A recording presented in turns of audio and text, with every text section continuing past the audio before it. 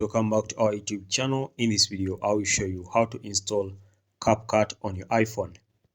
So to do that, you open up your Google Chrome browser. And then once you open up your Google Chrome browser, come to the search bar here. And then search for the following. Search for CapCut. CapCut. iPhone. Then you put from up to down.com. Up to down.com. So literally we are downloading this CapCut from uptodown.com. So you open, you can choose either to open this first link or the second link. So for me, I'll choose to open the second link from Softnik. Okay. So you're going to be getting CapCut for the iPhone version.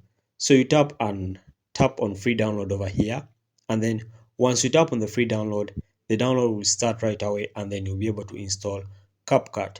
So for my case, I won't install CapCut because I already have CapCut on my iPhone.